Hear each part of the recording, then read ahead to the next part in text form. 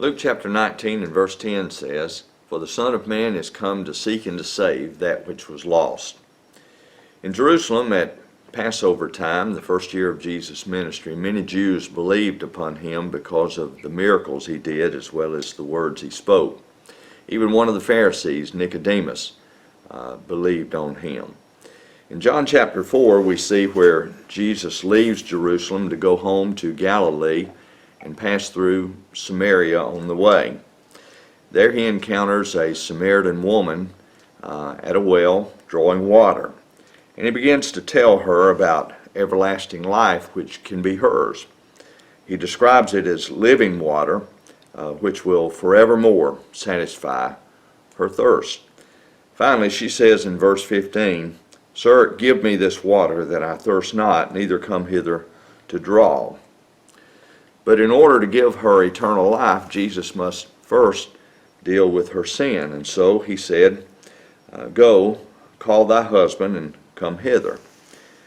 She then told him a half-truth. She said, "Sir, I have no husband."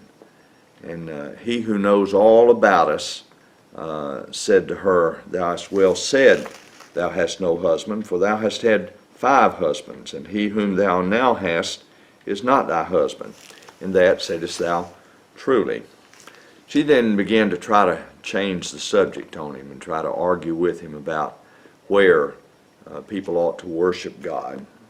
His reply cut through the confusion and the complexity of religion, and he says in verse 23, "The hour cometh, and now is, when the true worshipers shall worship the Father in spirit and in truth, for the Father seeketh such to worship him.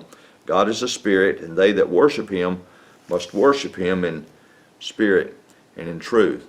True worshipers worship God in their hearts, in spirit and in truth.